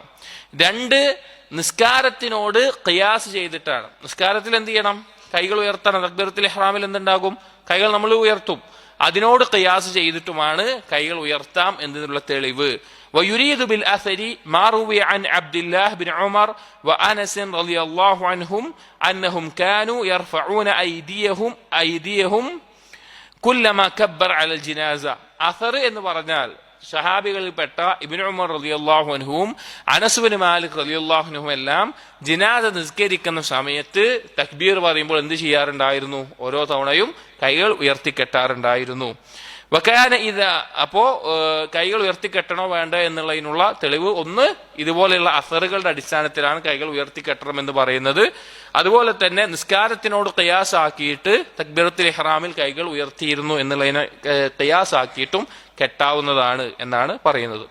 ഇനി അടുത്ത ഒരു മസല ജനാസയുമായി ബന്ധപ്പെട്ട്, ഒരാൾക്ക് മയ്യത്ത് നിസ്കരിക്കാൻ സാധിച്ചില്ല, നിസ്കാരം നഷ്ടപ്പെട്ടു, ഖബറിന്റെ അടുക്കൽ പോയി നിസ്കരിക്കാൻ പറ്റുമോ ഇല്ലയോ എന്നുള്ളതാണ്. ഇബ്നുൽ ഖയ്യിം റഹിമഹുല്ലാഹ് പറയുന്നു വകാന ഇദാ ഫാതത്ഹു അസ്സലാത്തു അലൽ ജനാസതി സ്വല്ലാ അലൽ ഖബ്രി. നബി സല്ലല്ലാഹു അലൈഹി വസല്ലം ജനാസ നിസ്കാരം നഷ്ടപ്പെട്ടാൽ, അതിന് പങ്കെടുക്കാൻ സാധിച്ചില്ല എങ്കിൽ ഖബറിന്റെ അടുക്കൽ നിസ്കരിക്കാറുണ്ടായിരുന്നു. ഖബറിന്റെ അടുക്കൽ മയ്യിത്ത് നിസ്കാരം നിസ്കരിക്കാറുണ്ടായിരുന്നു. വസല്ലാ അലാ ഖബ്രിൻ ബഅദ ലൈലത്തിൻ, ഒരു ദിവസത്തിന് ശേഷം നബി സല്ലല്ലാഹു അലൈഹി വസല്ലം നിസ്കരിച്ചിട്ടുണ്ട്. നമുക്കറിയാം മസ്ജിദിൽ അടിച്ചുവാരലും വൃത്തിയാക്കലും ഉണ്ടായിരുന്ന കറുത്ത സ്ത്രീയുടെ വിഷയത്തിൽ. വമറതൻ ബഅദ സലാസിൻ, മറ്റൊരു ഹദീസിൽ ഒരു ദിവസം ഒരു ഖബറിന്റെ അടുക്കലൂടെ നബി സല്ലല്ലാഹു അലൈഹി വസല്ലം പോകുമ്പോൾ ഇയാൾ എത്ര ദിവസമായി മരണപ്പെട്ടിട്ടെന്ന് പറഞ്ഞ് 3 ദിവസത്തിന് ശേഷം അവിടെ നിസ്കരിച്ച ഒരു ഹദീസ് വന്നിട്ടുണ്ട്. വമറതൻ ബഅദ ഷഹ്രിൻ, അതുപോലെ ഒരു മാസത്തിന് ശേഷം ഉമ്മു സഅദ് എന്ന സഹാബി വനിതയുടെ മയ്യിത്ത് ജനാസ നിസ്കാരം അവിടെ ഉണ്ടായിരുന്നില്ല, നാട്ടിലുണ്ടായിരുന്നില്ല, ഒരു മാസം കഴിഞ്ഞിട്ടാണ് വന്നത്. അപ്പൊ അങ്ങനെ അറിഞ്ഞിട്ട് ഒരു മാസത്തിന് ശേഷം അവരുടെ ഖബറിന്റെ അടുക്കൽ പോയിട്ട് നിസ്കരിച്ചതായിട്ടും വന്നിട്ടുണ്ട്. വലം യുവഖ്ത് ഫീ ദാലിക വഖ്തൻ, കൃത്യമായിട്ടൊരു സമയം അത് വിഷയത്തിൽ നിശ്ചയിച്ചിട്ടില്ല എന്നാണ് ഇബ്നുൽ ഖയ്യിം റഹിമഹുല്ലാഹ് പറയുന്നത്. അതായത് ഇങ്ങനെ ഖബർ അടക്കി കഴിഞ്ഞാൽ എത്ര കാലം നിസ്കരിക്കാം. അപ്പോ ഒന്ന് നിസ്കരിച്ച് ഒരു ദിവസത്തിന് ശേഷം നിസ്കരിച്ച് വന്നിട്ടുണ്ട്, 3 ദിവസം വന്നിട്ടുണ്ട്, ഒരു മാസം വന്നിട്ടുണ്ട്. ഇബ്നുൽ ഖയ്യിം റഹിമഹുല്ലാഹ് പറയുന്നത് അതിന് കൃത്യമായിട്ടൊരു സമയം നിശ്ചയിച്ചിട്ടില്ല എന്നുള്ള നിലക്കാണ് പറയുന്നത്. എന്നാൽ ഒരു മാസം വരെയാണ് നമുക്ക് എന്ത് വന്നിട്ടുള്ളത്? തെളിവുകളുടെ അടിസ്ഥാനത്തിൽ വന്നിട്ടുള്ളത്. അപ്പൊ ഒരു ഖബർ നിസ്കാരം നഷ്ടപ്പെട്ട് ഒരു മാസത്തിനുള്ളിൽ വരെ നിസ്കരിക്കാവുന്നതാണ്. എന്നാൽ ഈ പറഞ്ഞതുപോലെ പിന്നെ ചില പണ്ഡിതന്മാർ അതിന് കൃത്യമായ സമയമല്ല, ഒരാൾക്ക് നിസ്കരിക്കാൻ സാധിച്ചിട്ടില്ല, എപ്പോ വേണമെങ്കിലും നിസ്കരിക്കാം എന്ന് പറഞ്ഞു കാണാം. എന്നാൽ വമനഅ മിൻഹാ മാലികുൻ ഇല്ലാ ലിൽ വലിയ്യി ഇദാ കാന ഗായിബൻ, എന്നാൽ മാലിക് റഹിമഹുല്ലാഹ് പറഞ്ഞു ആ ഖബറിന്റെ അടുക്കൽ പോയി നിസ്കരിക്കുക എന്നുള്ളത് ആർക്ക് മാത്രമേ പറ്റുള്ളൂ? ആ നാടിന്റെ വലിയന്, ഭരണാധികാരിക്ക്, ഉത്തരവാദിത്തപ്പെട്ട ആൾക്കാണ് അതിനുള്ള അനുവാദമുള്ളത്, അവൻ അതിൽ പങ്കെടുക്കാൻ സാധിക്കാത്തത് കൊണ്ട് എന്ന വിഷയത്തിൽ ഇമാം മാലിക് റഹിമഹുല്ലയും പറഞ്ഞിട്ടുണ്ട്. ചുരുക്കം പറഞ്ഞാൽ നമുക്ക് മനസ്സിലാകുന്നത് ജനാസ നിസ്കാരം നഷ്ടപ്പെട്ട ഒരാൾക്ക് ഖബറിന്റെ അടുക്കൽ പോയി നിസ്കരിക്കൽ അനുവദനീയമാണ്. അതൊന്നും 3 ഒരു മാസത്തിന് ശേഷവും നബി സല്ലല്ലാഹു അലൈഹി വസല്ലം നിസ്കരിച്ചിട്ടുണ്ട്. അപ്പൊ സൂക്ഷ്മതയ്ക്ക് ആ ഒരു മാസത്തിന്റെ വരെ പരിധിയിൽ നിസ്കരിക്കാവുന്നതാണ്, അതിനപ്പുറത്തേക്ക് ആവശ്യമില്ല എന്നാണ്. അല്ലാഹു അഅലം. وكان صلى الله عليه وسلم يقوم عند رأس الرجل ووسط المرأة, അതുപോലെ നബി സല്ലല്ലാഹു അലൈഹി വസല്ലം ജനാസ നിസ്കാരത്തിന് ആ മയ്യിത്ത് പുരുഷനും സ്ത്രീയുമാണെങ്കിൽ നിസ്കരിക്കാൻ നിൽക്കുന്ന ഭാഗത്തിൽ മാറ്റമുണ്ടാകാറുണ്ട്. അഥവാ പുരുഷന്റെ മയ്യിത്താണെങ്കിൽ പുരുഷന്റെ തലയുടെ ഭാഗത്ത് അതിനു മുൻപിലായിക്കൊണ്ടാണ് ഇമാമ് നിൽക്കേണ്ടത്. എന്നാൽ സ്ത്രീയുടെ മയ്യിത്താണെങ്കിൽ നടുഭാഗത്തായിക്കൊണ്ടാണ്, അഥവാ വയറിന്റെ ആ ഭാഗത്തായിക്കൊണ്ടാണ് നിൽക്കേണ്ടത്. അങ്ങനെയാണ് നബി സല്ലല്ലാഹു അലൈഹി വസല്ലം നിന്നിരുന്നത്. ഒന്നിൽ കൂടുതൽ മയ്യിത്തുകൾ ഉണ്ടെങ്കിൽ കിടത്തേണ്ടതും അങ്ങനെയാണ്. അഥവാ ഒരു പുരുഷന്റെ മയ്യത്ത് ആദ്യം വെക്കണം. അതിന്റെ തലഭാഗത്ത് അടുത്ത സ്ത്രീയുടെ മയ്യത്താണെങ്കിൽ ആ സ്ത്രീയുടെ വയറ് അതിന്റെ തലഭാഗത്ത് വരുന്ന രീതിയിൽ മയ്യത്തുകളെ ആ രീതിയിൽ ക്രമീകരിച്ച് വെച്ചിട്ടാണ് ഇമാമ് നിന്ന് നിസ്കരിക്കേണ്ടത്. അപ്പോൾ പുരുഷന്റെ തലയുടെ ഭാഗത്തും സ്ത്രീയുടെ വയറിന്റെ ഭാഗത്താണ്. തിർമിദി എല്ലാം ഉദ്ധരിക്കുന്ന ബുഖാരി മുസ്ലിമും തന്നെ ഉദ്ധരിച്ച ഹദീസിൽ അത് വന്നിട്ടുണ്ട്. സമുറ ഇബ്നു ജുന്ദുബിന്റെ ഹദീസിൽ വകാന യുസല്ലി അല തിഫ്ലി, നമ്മൾ നേരത്തെ പറഞ്ഞു കുട്ടികൾ മരണപ്പെട്ടാലും, ചെറിയ പൈതങ്ങളായിട്ടുള്ള കുട്ടികൾ മരണപ്പെട്ടാലും നബി സല്ലല്ലാഹു അലൈഹി വസല്ലം നിസ്കരിക്കാറുണ്ട്, അവർക്ക് മയ്യിത്ത് നിസ്കരിക്കാറുണ്ട്. വകാന ലാ യുസല്ലി അലാ മൻ ഖതല നഫ്സഹു, അതുപോലെ നബി സല്ലല്ലാഹു അലൈഹി വസല്ലം നിസ്കരിക്കാതിരുന്ന മറ്റൊരു കൂട്ടരാണ് ആത്മഹത്യ ചെയ്ത ആളുകൾ. നമ്മൾ കടത്തിന്റെ വിഷയത്തിൽ പറഞ്ഞു, കടത്തിന്റെ ബാധ്യതയുള്ള ആളുകൾ ആദ്യകാലത്ത് നബി നിസ്കരിച്ചിരുന്നില്ല. അതുപോലെ നബി സല്ലല്ലാഹു അലൈഹി വസല്ലം നിസ്കരിക്കാതിരുന്ന മറ്റൊരു കൂട്ടം ആളുകളാണ് ആത്മഹത്യ ചെയ്ത ആളുകളെ. അവരുടെ ജനാസ നബി സല്ലല്ലാഹു അലൈഹി വസല്ലം നിസ്കരിക്കാറുണ്ടായിരുന്നില്ല. ആത്മഹത്യ എന്ന് പറയുന്നത് വളരെ ഗൗരവമുള്ള ഒരു തെറ്റാണ്. വളരെ എത്രത്തോളം വെച്ചാൽ നരകത്തിൽ ശാശ്വതമാകാൻ മാത്രമുള്ള ഒരു കുറ്റമാണ് ആത്മഹത്യ ചെയ്യുക എന്നുള്ളത്. തൗഹീദ് ഉണ്ട് എങ്കിൽ അവരുടെ ശിക്ഷയ്ക്ക് ശേഷം അല്ലാഹു തആല അവർക്ക് സ്വർഗം നൽകുമായിരിക്കും. അവരുടെ തൗഹീദ് ഉണ്ടെങ്കിൽ സ്വർഗം നൽകും. പക്ഷെ ആ ശിക്ഷ എന്ന് പറഞ്ഞാൽ അത് നരകത്തിൽ ശാശ്വതമാകാൻ കാരണമാകുന്ന കുറ്റമായിട്ടാണ് പറഞ്ഞിട്ടുള്ളത്. ഒരു ഹദീസിൽ കാണാം, നബി സല്ലല്ലാഹു അലൈഹി വസല്ലം പറഞ്ഞു, മൻ ഖതല നഫ്സഹു, ആരാണോ ആത്മഹത്യ ചെയ്യുന്നത്, അവനെ തന്നെ കൊല്ലുന്നത്, ബിഹദീദത്തിൻ ഫഹദീദതുഹു ഫീ യദിഹി യതവജ്ജഹു ബിഹാ ഫീ ബത്നിഹി ഫീ നാരി ജഹന്നം ഖാലിദൻ മുഖല്ലദൻ ഫീഹാ അബദാ, ആരെങ്കിലും ഇരുമ്പ് കൊണ്ട് കത്തിയോ അങ്ങനെ എന്തെങ്കിലുമൊക്കെ കുത്തി സ്വയം കുത്തി ആണ് മരിക്കുന്നത് എങ്കിൽ അവൻ നരകത്തിൽ ശാശ്വതമായിട്ട് ഈ കത്തി അത് എങ്ങനെയാണോ അവൻ ആത്മഹത്യ ചെയ്തത് അതുപോലെ തന്നെയുള്ള അവസ്ഥയിലായിരിക്കും. വമൻ ശരിബ സുമ്മൻ ഫഖതല നഫ്സഹു ഫഹുവ യതഹസ്സാഹു ഫീ നാരി ജഹന്നം ഖാലിദൻ മുഖല്ലദൻ ഫീഹാ അബദാ, ആരെങ്കിലും വിഷം കുടിച്ചിട്ടാണ് മരിക്കുന്നതെങ്കിൽ അതുപോലെ ഒന്ന് നരകത്തിലും അങ്ങനെ ശാശ്വതമായി കുടിച്ചുകൊണ്ടിരിക്കേണ്ടി വരും. വമൻ തറദ്ദാ മിൻ ജബലിൻ ഫഖതല നഫ്സഹു ഫഹുവ യതറദ്ദാ ഫീ നാരി ജഹന്നം ഖാലിദൻ മുഖല്ലദൻ ഫീഹാ അബദാ, ആരെങ്കിലും ഒരു പർവ്വതത്തിന്റെ മേലെ ചാടിയിട്ടോ അല്ലെങ്കിൽ കെട്ടിടത്തിന്റെ മേലെ ചാടിയിട്ടോ അങ്ങനെയാണെങ്കിൽ നരകത്തിൽ അതുപോലെ ഖാലിദൻ മുഖല്ലദൻ ഫീഹാ അബദാ, ശാശ്വതമായി അങ്ങനെയായിരിക്കും എന്ന് ഹദീസിൽ വന്നിട്ടുണ്ട്. അപ്പോൾ സംശയം ഉണ്ടാവും, ഈ ഹദീസിൽ ശാശ്വതമായിട്ട് നരകം എന്ന് വന്നിട്ടുണ്ടല്ലോ, അപ്പോ ശിർക്ക് ചെയ്ത ആളുകൾക്ക് മാത്രമല്ല ഇങ്ങനെയുള്ള ആളുകൾക്കും ശാശ്വതമായി നരകമാണോ എന്നുള്ളൊരു സംശയം ഉണ്ടാവും. എന്തായാലും മനസ്സിലാക്കേണ്ടത്, നബി സല്ലല്ലാഹു അലൈഹി ദീനിൽ ഒരു കാര്യത്തിന് ഇന്നതാണ് പ്രതിഫലം, ഒരു കാര്യത്തിന് ഇന്നതാണ് എന്ന് പറയുമ്പോൾ രണ്ട് കാര്യങ്ങൾ അതിൽ ശ്രദ്ധിക്കേണ്ടതുണ്ട്. ഒന്ന്, ആ കാര്യത്തിന് ആവശ്യമായിട്ടുള്ള ഇജ്തിമാഉ ശുറൂത്ത്, നിബന്ധനകൾ എന്താണോ അത് പാലിച്ചിരിക്കണം. രണ്ട്, ഇന്തിഫാഉൽ മവാനിഹ്, അതിനെ തടയുന്ന കാര്യങ്ങൾ ഉണ്ടാകാനും പാടില്ല. അതായത് ദീനിൽ ഒരു കാര്യം, ഇപ്പൊ ലാ ഇലാഹ ഇല്ലല്ലാഹ് പറഞ്ഞവന് സ്വർഗമുണ്ട് എന്ന് പറയുമ്പോൾ അവന് ആ കാര്യത്തിന് ആവശ്യമായിട്ടുള്ള ഷർത്തുകളും പാലിച്ചിരിക്കണം, അതിനെ തടയുന്ന മറ്റു കാര്യങ്ങൾ അവന് ഉണ്ടാകാനും പാടില്ല. അപ്പൊ ഇവിടെ ആത്മഹത്യ ചെയ്തവന് നരകത്തിൽ ശാശ്വതമാണ് എന്ന് പറഞ്ഞാൽ അതിന്റെ ഷർത്ത് എന്താണ്? ഈ കുറ്റം കിട്ടണമെങ്കിൽ ഷർത്ത് എന്താണ്? അവൻ ആത്മഹത്യ ചെയ്തവനായിരിക്കണം. ഇന്തിഫാഉൽ മവാനി എന്ന് പറഞ്ഞാൽ ആ ശാശ്വതമാകുന്നതിന് തടസ്സമായിട്ടുള്ള ഒരു കാര്യവും ഉണ്ടാകാനും പാടില്ല. അതായത് അവൻ എന്ത് ഉണ്ടാകാൻ പാടില്ല? തൗഹീദ് ഉണ്ടാകാൻ പാടില്ല. എങ്കിൽ മാത്രമേ എന്താവുള്ളൂ? നരകത്തിൽ ശാശ്വതമാവുള്ളൂ. എന്നാൽ അവൻ തൗഹീദ് ഉള്ള ഒരാളാണ് ആത്മഹത്യ ചെയ്യുന്നത് എങ്കിൽ എന്തുപോയി? നരകത്തിൽ ശാശ്വതമാകാനുള്ള ഒരു കാരണത്തിനെതിരായി അതിനെ തടയുന്ന കാര്യമാണ് എന്ത്? തൗഹീദ് എന്നുള്ളത്. അത് സംഭവിച്ചു. അങ്ങനെ സംഭവിച്ചാൽ ഈ കുറ്റം അഥവാ ശാശ്വതമാകുന്നത് അവനിൽ നിന്ന് ഒഴിവാകും. ആ തൗഹീദിന്റെ അടിസ്ഥാനത്തിൽ അള്ളാഹു ഉദ്ദേശിക്കുമ്പോൾ അവൻ സ്വർഗത്തിൽ പ്രവേശിക്കും. പക്ഷേ ഈ ഹദീസ് മനസ്സിലാക്കേണ്ടത് അത്രയും ഗൗരവമുള്ള ഒരു കുറ്റമാണ് ആത്മഹത്യ ചെയ്യുക എന്നുള്ളത്. നബി സല്ലല്ലാഹു അലൈഹി വസല്ലമ നിസ്കരിക്കാറുണ്ടായിരുന്നില്ല. നബി സല്ലല്ലാഹു അലൈഹി വസല്ലം നിസ്കരിക്കാറുണ്ടായിരുന്നില്ല. ഇതിനർത്ഥം ഒരാൾ മയ്യിത്ത് നിസ്കരിക്കരുതെന്നാണോ? അല്ല, സ്വഹാബികൾ നിസ്കരിച്ചിട്ടുണ്ട്. പണ്ഡിതന്മാർ പറഞ്ഞു, നാട്ടിലെ ഇമാമ്, അതുപോലെ തന്നെ ഇൽമിലും അതുപോലെ തന്നെ പ്രത്യേകം സ്ഥാനത്തുള്ള ശ്രേഷ്ഠരായിട്ടുള്ള ആളുകൾ, അവർ മറ്റുള്ളവർക്ക് താക്കീത് എന്നോണം അങ്ങനെയുള്ള ആത്മഹത്യ ചെയ്ത ആളുകളുടെ മയ്യിത്ത് നിസ്കാരത്തിൽ നിന്ന് ഒഴിവായി നിൽക്കേണ്ടതാണ്. എന്നാൽ മുസ്ലിമീങ്ങളുടെ പൊതുവായിട്ടുള്ള ബാധ്യത, തൗഹീദുള്ള ഒരാൾ മരണപ്പെട്ടാൽ അവന് വേണ്ടി നിസ്കരിക്കുക എന്നുള്ളത് പൊതുവായിട്ടുള്ള ബാധ്യതയാണ്, അവരെ നിർവഹിക്കണം. എന്നാൽ നാട്ടിലെ ഇമാമോ അതുപോലെ ശ്രേഷ്ഠതയുള്ള ആളുകളോ ഇതുപോലെയുള്ള ആളുകളുടെ ജനാസ നിസ്കരിക്കാതെ മാറി നിൽക്കുകയാണ് വേണ്ടത്. മറ്റുള്ളവർക്ക് ഒരു താക്കീതായിട്ടാണ് ചെയ്യുന്നത്. അതുകൊണ്ട് നബി സല്ലല്ലാഹു അലൈഹി വസല്ലം നിസ്കരിക്കാറുണ്ടായിരുന്നില്ല. മറ്റൊരു കൂട്ടരെ നബി സല്ലല്ലാഹു അലൈഹി വസല്ലം നിസ്കരിക്കാത്ത ഉണ്ടായിരുന്നത് വലാ അലാ മൻ ഗല്ല മിനൽ ഗനീമതി, ഗനീമത്ത് സ്വത്ത് യുദ്ധത്തിൽ വിജയിച്ചു കഴിഞ്ഞാൽ ശത്രുക്കളുടെ സ്വത്ത് എന്താ പറയുന്നത്, ഗനീമത്ത് എന്ന് പറയുന്നത്.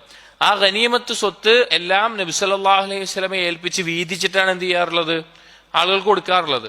എന്നാൽ അത് നബി സല്ലല്ലാഹു അലൈഹി വസല്ലം അടുക്കൽ, ഭരണാധികാരിയുടെ അടുക്കൽ ഏൽപ്പിക്കാതെ അതിൽ നിന്ന് ഇപ്പൊ ഒരാളെ യുദ്ധത്തിൽ ഒരു കാഫിറിനെ മുശ്രിക്കിനെ കൊന്നു വിചാരിക്കുക, അപ്പൊ അയാളുടെ സ്വത്തൊക്കെ എന്താണ്, ഗനീമത്ത് സ്വത്തായിട്ട് വരും. അയാളുടെ വാളോ അയാളുടെ പടയെങ്കി അതുപോലുള്ള എന്തെങ്കിലുമൊക്കെ സാധനങ്ങൾ. അപ്പൊ ഇത് ഇവിടെ ആരെ ഏൽപ്പിക്കണം, ഭരണാധികാരി ഏൽപ്പിക്കണം. അത് ഏൽപ്പിക്കാതെ അത് സ്വന്തമായി എടുക്കുക എന്നുള്ളത് വലിയ കുറ്റമുള്ള കാര്യമാണ്. അങ്ങനെ എടുത്തിട്ടുള്ള, ആ രീതിയിൽ എടുത്തിട്ടുള്ള ആളുകളുടെ മയ്യിത്തും നബി സല്ലല്ലാഹു അലൈഹി വസല്ലമ നിസ്കരിച്ചിട്ടുണ്ടായിരുന്നില്ല.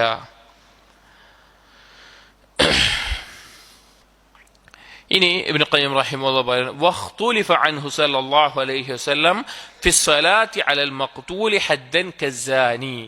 ഇനി ഒരു ഖിലാഫ് വന്നിട്ടുള്ള ഒരു ചർച്ച എന്ന് പറഞ്ഞപ്പോൾ, ഈ ആളുകൾ അഥവാ ആത്മഹത്യ ചെയ്തു, ഇതുപോലെ ഗനീമത്ത് സ്വത്തിൽ നിന്ന് വീതിക്കുന്നതിന് മുമ്പ് എടുത്തു, ഇങ്ങനെയുള്ള ആളുകൾ നിസ്കരിച്ചിട്ടില്ല എന്ന് ഉറപ്പായിട്ടുള്ള കാര്യമാണ്.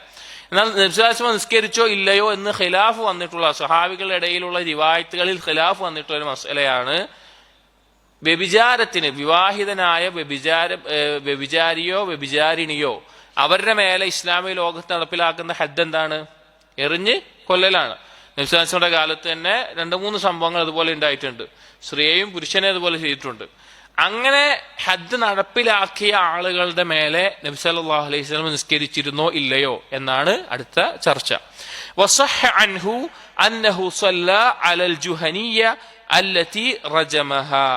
സഹീഹായി കൊണ്ട് വന്നിട്ടുണ്ട്, നബി സല്ലല്ലാഹു അലൈഹി വസല്ലമ എറിഞ്ഞ് കൊല്ലാൻ കൽപ്പിച്ചിട്ടുള്ള ഒരു സ്ത്രീ ജുഹനിയാണെന്നും ഗാമിദിയാണെന്നും 2 വിഭാഗങ്ങളാണ്, ഗോത്രങ്ങളാണ്.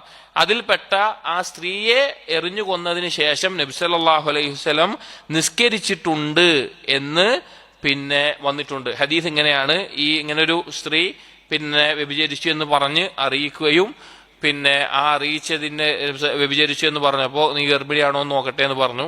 അപ്പോൾ ഗർഭിണി നോക്കിയപ്പോൾ ഗർഭിണിയാണ്. അപ്പോൾ വന്നപ്പോൾ കുട്ടി ജനിക്കട്ടെ, പ്രസവിച്ചിട്ട് വന്നാൽ മതി പറഞ്ഞു. പ്രസവിച്ച ആ കുട്ടിയുമായിട്ട് വന്ന് ഹദ്ദ് അടപ്പിലാക്കണം സ്ത്രീ പറഞ്ഞു. അപ്പോൾ 2 കൊല്ലം മുല കൊടുക്കാൻ പറഞ്ഞു. അതിനുശേഷം ആ കുട്ടിയുടെ കയ്യിൽ ആ സ്ത്രീ ഒരു പിന്നെ റൊട്ടിയുടെ കഷ്ണം, ഭക്ഷണം കഴിക്കാൻ പാകമായിട്ടുണ്ട് എന്ന് അറിയിക്കാൻ വേണ്ടി കയ്യിലൊരു റൊട്ടിയുടെ കഷ്ണം കൊടുത്ത് 2 വയസ്സ് കഴിഞ്ഞിട്ട് കൊണ്ടുവന്നു. എന്നിട്ട് സ്വയം ആ ശിക്ഷ ചോദിച്ചു വാങ്ങിയതാണ്. പിന്നെ അപ്പോൾ ഇത് പറയേണ്ട ആവശ്യമില്ല, നബിസ്വലാസ്മയോട് വന്ന് പറയാണ്, ആരും അറിഞ്ഞിട്ടൊന്നുമില്ലല്ലോ, സ്വയം വന്ന് പറയാണ് ശിക്ഷ, പരലോകത്ത് രക്ഷപ്പെടാൻ വേണ്ടിയിട്ട്.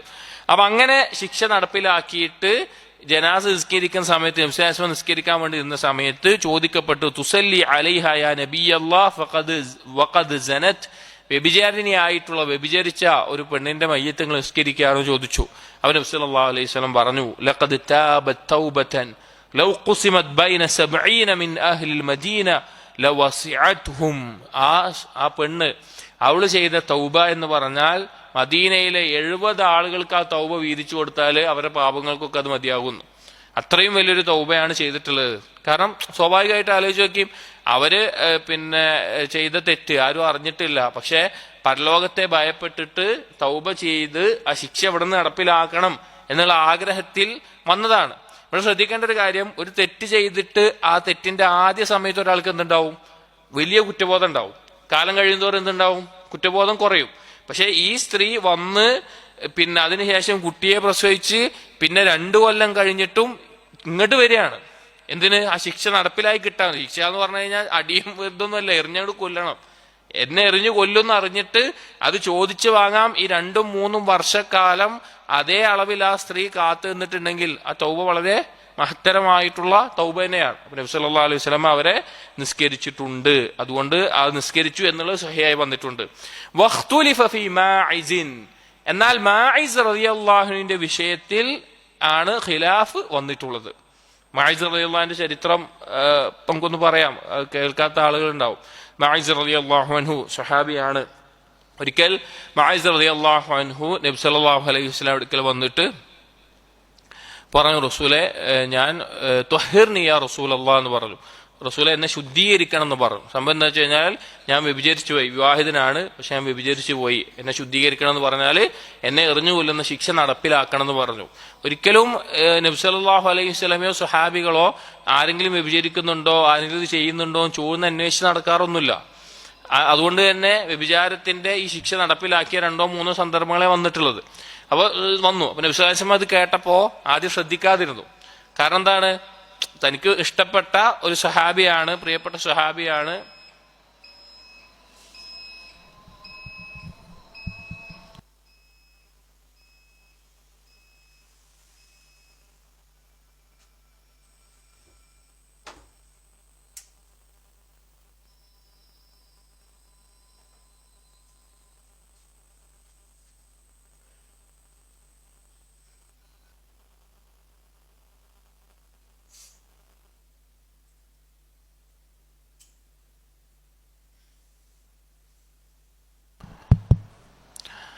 മുആയിസ് റളിയല്ലാഹു അൻഹു നബി സല്ലല്ലാഹു അലൈഹി വസല്ലം അടുക്കൽ വന്നുകൊണ്ട് അങ്ങനെ പറയാണ്, എന്നെ ശുദ്ധീകരിക്കണം. റസൂൽ ശ്രദ്ധിക്കണില്ല. റസൂൽ അങ്ങോട്ടും ഇങ്ങോട്ടൊക്കെ തലയിരിയാണ്. കാരണം അത് കേട്ട് ഉറപ്പായി കഴിഞ്ഞാൽ സ്വഹാബിനെ എന്ത് ചെയ്യേണ്ടി വരും, എറിഞ്ഞ് കൊല്ലേണ്ടി വരും. അപ്പോൾ പിന്നെ എന്ത് ചെയ്താൽ മതി, തൗബ ചെയ്തിട്ട്. അതിനുമുമ്പ് ചില റിവായത്തുകൾ കാണാം, പിന്നെ പിന്നെ അബൂബക്കർ റളിയല്ലാഹു ഉമർ റളിയല്ലാഹുവിനോടൊക്കെ ചെന്ന് പറഞ്ഞപ്പോൾ അവർ പറഞ്ഞു, നീ തൗബ ചെയ്തിട്ട് മടങ്ങിക്കോ, ആരെ അറിയിക്കാൻ നിൽക്കണ്ട, നീ തൗബ ചെയ്തോ എന്നുള്ളതൊക്കെ. അതായത് ഇപ്പോൾ വ്യഭിചാരത്തിന് ശിക്ഷ നടപ്പിലാക്കണമെങ്കിൽ ഒന്നെങ്കിൽ അയാൾ സ്വയം അംഗീകരിച്ച് വന്ന് പറയണം, 2 അല്ലെങ്കിൽ 4 സാക്ഷികൾ കണ്ടിട്ട്, ദൃക്സാക്ഷികൾ കണ്ടിട്ട് വന്ന് പറയണം, ഇന്ന ആള് വ്യഭിചരിച്ചിട്ടുണ്ട്, ഇന്ന സ്ത്രീ വ്യഭിചരിച്ചിട്ട് സാക്ഷികൾ വന്ന് പറയണം. അതല്ലെങ്കിൽ എന്തെങ്കിലും അലാമത്തുകൾ, ഇപ്പോൾ സ്ത്രീ ആണെങ്കിൽ ഗർഭിണിയാവുകയോ ഒക്കെ ഉണ്ടാവണം. വിവാഹിത ആണെങ്കിൽ നമുക്ക് അതും പറ്റൂല, വ്യഭിചരിച്ച പറയാൻ പറ്റില്ല. ഭാര്യ വ്യഭിചരിച്ച് ഭർത്താവ് മാത്രം കണ്ടാൽ പോലും എന്ത് പറ്റൂല, ഇത് പറയാൻ പറ്റൂല. ഒരു 4 സാക്ഷികൾ വേണം. ഭർത്താവിന് പിന്നെ ഇത് പറയാന്ന് മാത്രമല്ല, നടത്താം. 4 തവണ പറഞ്ഞിട്ട് 5-ാമത്തെ തവണ ഞാൻ പറഞ്ഞത് തെറ്റാണെങ്കിൽ എൻ്റെ നല്ല ശിക്ഷ അടക്കട്ടെ എന്ന് പറഞ്ഞിട്ട് എൻ്റെ അള്ളാന്റെ ശാപം ഉണ്ടാകട്ടെ എന്ന് പറഞ്ഞ് പ്രാർത്ഥിച്ചിട്ടുള്ള ചെയ്യാൻ പറ്റുള്ളൂ. അപ്പൊ ഇങ്ങനെ വ്യക്തമായ തെളിവുകളുടെ അടിസ്ഥാനത്തിൽ എന്ത് നടക്കുള്ളൂ. ഈ വളരെ ഗൗരവമുള്ള വിഷയമാണ്. ഇന്ന് കാലത്തൊരു വിലയില്ലാത്തൊരു കാര്യമാണ് എന്തെങ്കിലും ഒരാളുടെ മേലെ വ്യഭിചാര ആരോപണം നയിക്കുക എന്നുള്ളത്. ഒരു വിലയില്ലാത്തൊരു കാര്യമായിട്ടാണ് ഇന്ന് കാലത്ത് മാറിയിട്ടുള്ളത്. എന്തെങ്കിലും ചെറുത് കേൾക്കുമ്പോഴത്തേനും പറഞ്ഞുണ്ടാക്കുന്ന ഒരു അവസ്ഥയാണ്. പക്ഷെ അത്രയും ഗൗരവമുള്ള കാര്യമാണ്. നബി സല്ലല്ലാഹു അലൈഹി വസല്ലം ഇങ്ങനെ ശ്രദ്ധിക്കാതെ വിടുകയാണ്. അപ്പൊ വീണ്ടും മായിസ് റളിയല്ലാഹു പോകുന്നില്ല. അതായത് ഇന്നെ എറിഞ്ഞു കൊല്ലണം എന്നാ വന്നിട്ട് പറയുന്നത്. അപ്പൊ നബി സല്ലല്ലാഹു അലൈഹി വസല്ലം സഹാബികളോട് പറഞ്ഞു, മായിസ് കള്ളം എന്തെങ്കിലും കുടിച്ചിട്ടുണ്ടോ നോക്കി നോക്ക്, കള്ളു കുടിച്ചിട്ട് മത്ത് കാരണം പറയാണോ എന്ന് നോക്കി നോക്ക്, ഒന്ന് ഒഴിവായി കിട്ടാൻ വേണ്ടിയിട്ടാണ്. അപ്പോൾ സഹാബികൾ നോക്കിയിട്ട് പറഞ്ഞില്ല, കള്ളം കുടിച്ചിട്ടില്ല റസൂലെ, നല്ല ബോധത്തിലാണ് പറഞ്ഞു. അങ്ങനെ സ്വയം ഏറ്റു പറഞ്ഞ് അംഗീകരിച്ച് വന്നപ്പോ പിന്നെന്താ വഴിയുള്ളൂ, ശിക്ഷ നടപ്പിലാക്കണം. അങ്ങനെ നബി സല്ലല്ലാഹു അലൈഹി വസല്ലം ശിക്ഷ നടപ്പിലാക്കാൻ കൽപ്പിക്കുകയും ആയിഷ റളിയല്ലാഹു അൻഹയെ എറിഞ്ഞു കൊല്ലുകയും ഉണ്ടായി. ഒരിക്കലും നബി സല്ലല്ലാഹു അലൈഹി വസല്ലം എന്താ അന്വേഷിച്ചിട്ടില്ല, ആരാടാ സ്ത്രീ എന്ന് അന്വേഷിച്ചിട്ടില്ല. നമ്മുടെ നാട്ടിലാണെങ്കിൽ എന്താ ഉണ്ടാവുക, ഒരാൾ വിചാരിച്ചു പറഞ്ഞാൽ ഏറ്റു പറഞ്ഞാൽ എല്ലാവർക്കും അന്വേഷണം ഏതാ ഉണ്ടാവുക, ഏതാ സ്ത്രീ എന്ന് അന്വേഷിക്കുക. നബി സല്ലല്ലാഹു അലൈഹി വസല്ലം അത് അന്വേഷിച്ചിട്ടില്ല. അവരാണ് പിന്നീട് വന്ന സ്ത്രീ എന്നാണ് പറയപ്പെടുന്നത്. അല്ലാഹു അഅലം. അപ്പോ പിന്നെ മായിസ് റളിയല്ലാഹു അൻഹുവിനെ അങ്ങനെ എറിഞ്ഞു കൊല്ലുകയാണ് ഉണ്ടായിട്ടുള്ളത്. അപ്പോ ഇവിടെ നമ്മൾ ചിന്തിക്കേണ്ട ഒരു കാര്യം എന്ന് പറഞ്ഞു കഴിഞ്ഞാല്, മായിസ് റളിയല്ലാഹുവിന്റെ ആ തെറ്റ് വേണമെങ്കിൽ മായിസ് റളിയല്ലാഹുവിന് മറച്ചു വെച്ച് തൗബ ചെയ്തിട്ട് അങ്ങനെ പോയാൽ മതി. പക്ഷേ പരലോകത്ത് ഇവിടെ ഞാൻ എറിഞ്ഞ് കൊല്ലുന്ന ശിക്ഷ നടപ്പിലാക്കിയാലും പരലോകത്ത് രക്ഷപ്പെടുമല്ലോ. കാരണം ദുനിയാവിലൊരു തിന്മയ്ക്കൊരു ഹദ് നടപ്പിലാക്കപ്പെട്ടിട്ടുണ്ടെങ്കിൽ അവന് പരലോകത്ത് അതിന്റെ മേലെ എന്തുണ്ടാവില്ല, കുറ്റം ഉണ്ടാവില്ല. ഒരാൾ ദുനിയാവിൽ കട്ടെടുത്തു, അവന്റെ കൈ വെട്ടി, പിന്നെ ആ വിഷയത്തിൽ അവൻ എന്തില്ല, പരലോകത്ത് കുറ്റം ഉണ്ടാവില്ല.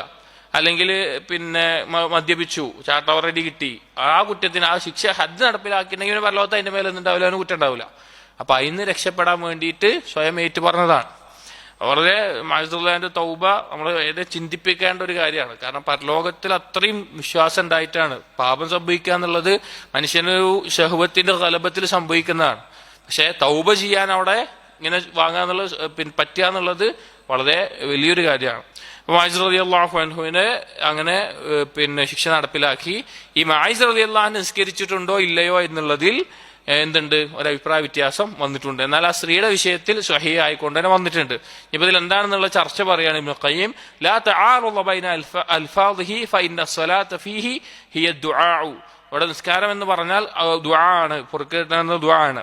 വതർക സ്വലാത്തി അലാ തർകുഹാ അലാ ജനാസതിഹി തഅദീബൻ വതഹ്ദീറൻ.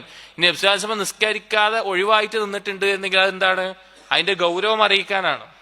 അത് നിസ്കരിച്ചിട്ടില്ലെങ്കിൽ നബി സല്ലല്ലാഹു അലൈഹി വസല്ലം എന്ത് ചെയ്തിട്ടുണ്ടാവും, ദുആ ചെയ്തിട്ടുണ്ടാകും. പക്ഷെ നിസ്കരിക്കാത്ത എന്തുകൊണ്ടാണ്, അതിനൊരു താക്കീത് എന്നോണമാണ്. വൈമ്മ അൻ യുഖാൽ, അല്ലെങ്കിൽ പറയപ്പെടുന്നത് ഇദാ തആറദത് അൽഫാദുഹു ഉദില അൻഹു ഇലൽ ഹദീസിൽ ആഖർ. അതായത് ഒരു വിഷയത്തിൽ, ഒരു ഹദീസിന്റെ വിഷയത്തിൽ അല്ലെങ്കിൽ ഒരു ഹുക്മിന്റെ വിഷയത്തിൽ നമുക്ക് ഇങ്ങനെ രണ്ട് അഭിപ്രായം വന്നു കഴിഞ്ഞാൽ സ്വഹീഹായി വന്നിട്ടുള്ള മറ്റൊരു അഭിപ്രായത്തിലേക്ക്, ആ വിഷയത്തിൽ വന്നിട്ടിലേക്ക് മടങ്ങലാണ് ഖൈറായിട്ടുള്ളത്. അപ്പോ ഇവിടെ നിസ്കരിച്ചോ ഇല്ലയോ എന്നുള്ള ഖിലാഫ് ഉണ്ടെങ്കിൽ, ആ സ്ത്രീയുടെ വിഷയത്തിൽ നിസ്കരിച്ചു എന്നുള്ളത് സ്വഹീഹായിട്ടും വന്നിട്ടുണ്ട് എങ്കിൽ നമുക്ക് ഏതാണോ സ്വീകരിക്കാൻ ഏറ്റവും എളുപ്പമുള്ളതും സുരക്ഷിതമായിട്ടുള്ളതും, നിസ്കരിച്ചിട്ടുണ്ട്, നിസ്കരിക്കാം എന്നുള്ളതാണ് അവിടെ മനസ്സിലാക്കാൻ എളുപ്പമായിട്ടുള്ള മാർഗം. അപ്പോൾ അങ്ങനെയുള്ള ഹദ് നടപ്പിലാക്കിയവരുടെ മേലെ നിസ്കരിക്കാമെന്ന്, നിസ്കരിച്ചിട്ടുണ്ട് അത് നിസ്കരിച്ചിട്ടുണ്ട് എന്നാണ് മനസ്സിലാക്കേണ്ടത്. അല്ലാഹു അലം. ഇനി വകാന ഇദാ സ്വല്ല അലൈഹി തബിഅഹു ഇലൽ മഖാബിരി മാഷിയൻ അമാമഹു. ഇനി ഈ ജനാസയെ ഖബറിലേക്ക് നിസ്കരിച്ചു കഴിഞ്ഞാൽ ഈ ഖബറിലേക്ക് മറമാടാൻ വേണ്ടി കൊണ്ടുപോകുമ്പോൾ ശ്രദ്ധിച്ചിരുന്ന കാര്യങ്ങളാണ്. നബി സല്ലല്ലാഹു അലൈഹി വസല്ലം മയ്യിത്തിന്റെ മുൻപിലായിക്കൊണ്ട് നടക്കാറാണ് ചെയ്യാറുണ്ടായിരുന്നത്. അന്ന് ആംബുലൻസും ഇതൊന്നുമില്ലല്ലോ, അല്ലാതെ കൊണ്ടുപോകല്ലേ ചെയ്യാം. ഇന്നും ചില നാടുകളിൽ അങ്ങനെ ചെയ്യാറുണ്ട്. അപ്പൊ അങ്ങനെ കൊണ്ടുപോകുമ്പോൾ മുൻപിലാണ് നബി സല്ലല്ലാഹു അലൈഹി വസല്ലമ നടന്നിരുന്നത്. വസുന്ന ലിറാകിബി അൻ യകൂന വറാഅഹ. ഇനി ആരെങ്കിലും വാഹനപ്പുറത്താണ് ഈ ജനാസയെ പിന്തുടരുന്നത് എങ്കിൽ, ഒപ്പം വരുന്നത് എങ്കിൽ, വാഹനത്തിലുള്ളവർ ജനാസയുടെ പിന്നിലും നടക്കുന്നവർ മുൻപിലും വലതുഭാഗത്തും ഇടതുഭാഗത്തുമായിട്ടാണ് നടക്കേണ്ടത്. വൈൻ കാന മാഷിയൻ അൻ യകൂന ഖരീബൻ മിൻഹ. ഈ മയ്യിത്തിനോട്, ജനാസയോട് ഏറ്റവും അടുത്ത നിലക്കാണ് നടക്കേണ്ടത്. ഇമ്മാ ഖൽഫഹ ഔ അമാമഹ ഔ അൻ യമീനിഹ ഔ അൻ ശിമാലിഹ. മുന്നിലാണെങ്കിലും പിന്നിലാണെങ്കിലും വലത്താണെങ്കിലും ഇടത്താണെങ്കിലും ഈ ജനാസയോട് അടുത്ത് നിന്നുകൊണ്ടാണ് എന്ത് ചെയ്യേണ്ടത്, നടക്കേണ്ടത്. വകാന യഅ്മുറു ബിൽ ഇസ്റാഇ ബിഹാ. അതുപോലെ നബി സല്ലല്ലാഹു അലൈഹി വസല്ലമ കൽപ്പിക്കുമായിരുന്നു വേഗത്തിൽ കൊണ്ടുപോകാൻ വേണ്ടിയിട്ട്. ഹത്താ ഇൻ കാനൂ ലയർമുലൂന ബിഹാ റമല. എത്രത്തോളം എന്ന് വെച്ചാൽ സ്വഹാബികൾ വേഗത്തിൽ കാലടിച്ചിട്ട് ഓടൂലേ, നടത്തുന്നത് വിടുകയും ചെയ്തൊന്നും ഓട്ടത്തിലേക്ക് എത്തിയിട്ടില്ല എന്നുള്ള രൂപമുണ്ടല്ലോ.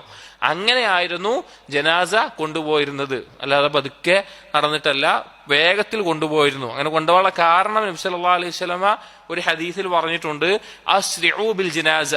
ജനാസ എന്ത് ചെയ്യുക, വേഗത്തിൽ കൊണ്ടുപോവുക. ഫൈൻ തകു സാലിഹതൻ ഫഖൈറുൻ തുഖദ്ദിമുനഹ. അത് നല്ലൊരു മയ്യിത്താണ് എങ്കിൽ അവന് ഖൈറായിട്ടുള്ള കാര്യത്തിലേക്ക് വേഗം പോവുകയാണ്.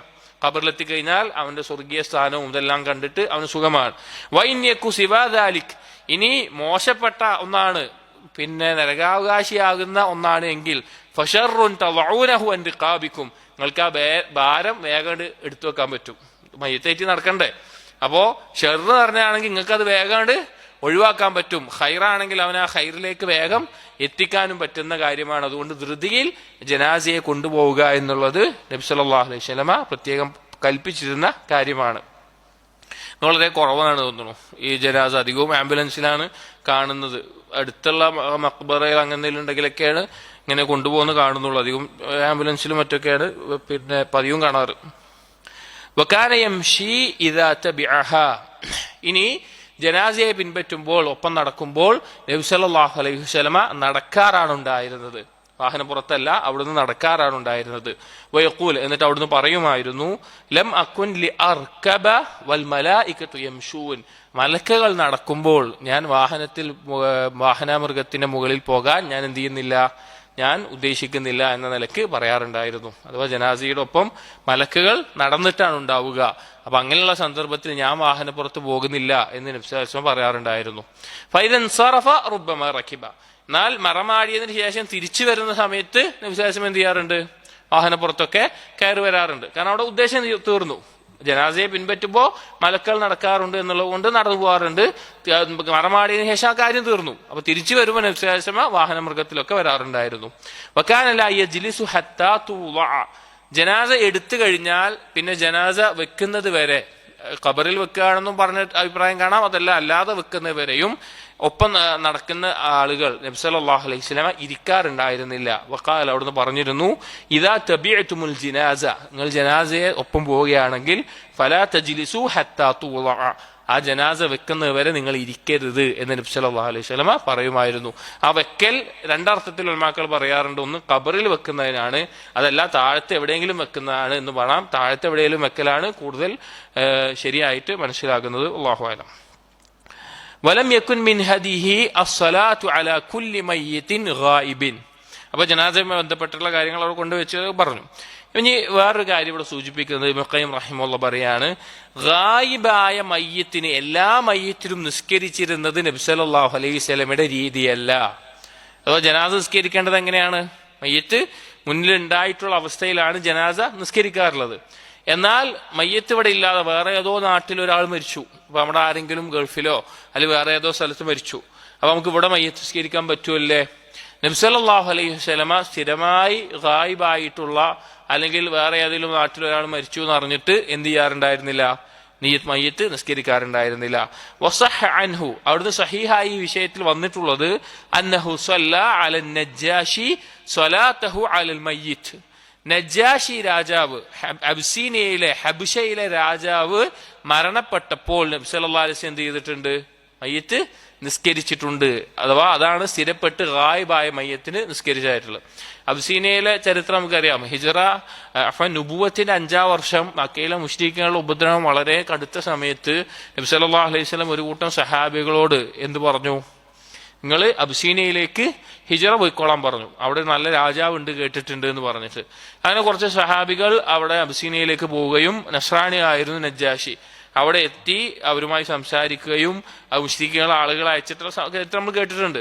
അവിടുന്ന് നജ്ജാശി രാജാവിന് ഇവർ പറഞ്ഞത് ശരിയാണ്, ഈസാ നബി അലൈഹി ഇസ്ലാമിനെ കുറിച്ച് സൂറത്ത് മറിയം പാരായണം ചെയ്തു കൊടുക്കുകയും ഇവർ പറഞ്ഞതാണ് ശരിയെന്ന് മനസ്സിലാക്കുകയൊക്കെ ചെയ്ത് നല്ല താമസ സൗകര്യമൊക്കെ കൊടുത്തു മുസ്ലിമീങ്ങൾക്ക്.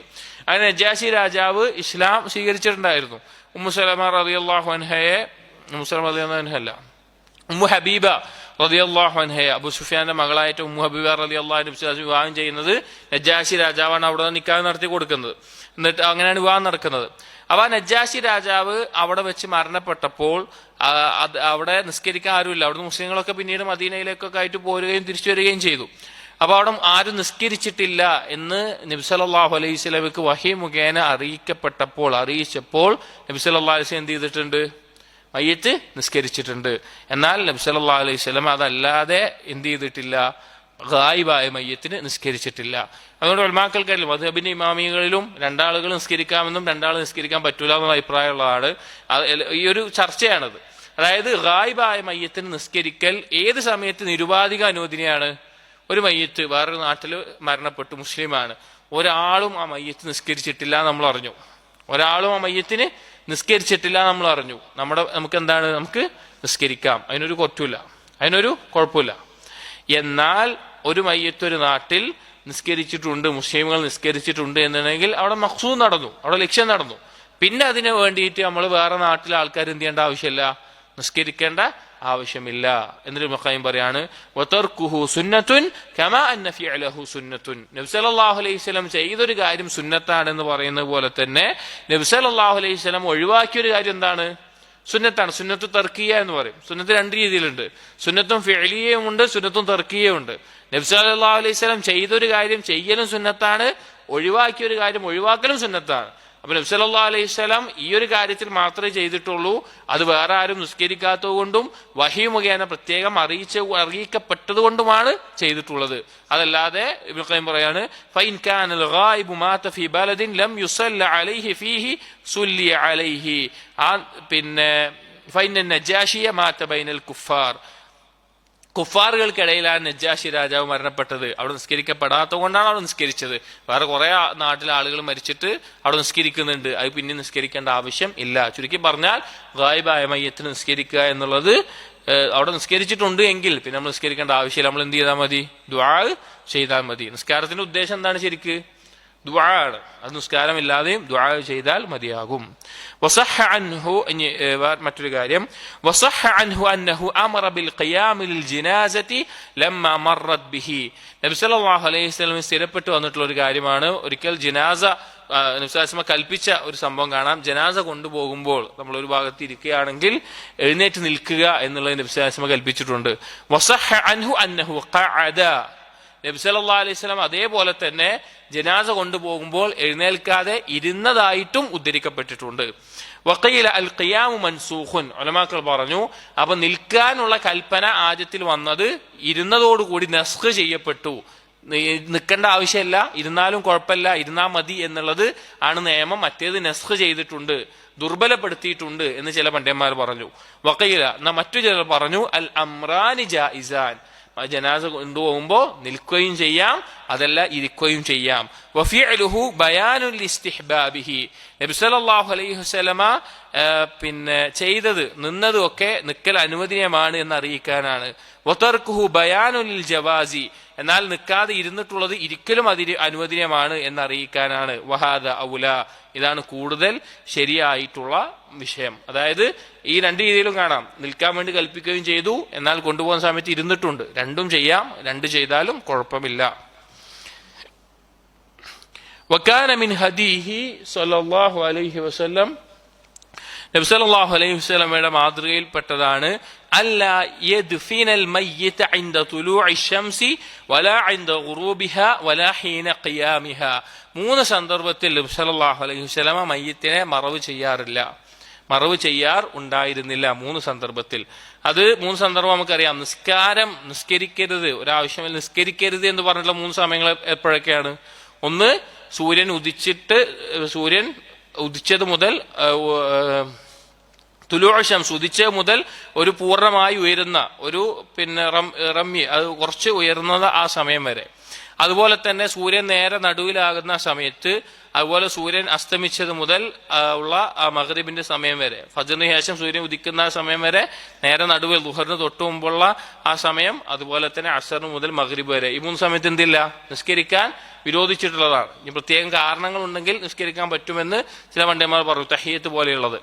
ഈ സമയത്തെ ഒന്നുകൂടിയും ഈ മൂന്ന് സമയത്തെ 5 ആയിട്ട് വീതിക്കാറുണ്ട്. ഇതേ മൂന്ന് സമയത്തെ 5 ആയി വീതിക്കാറുണ്ട്.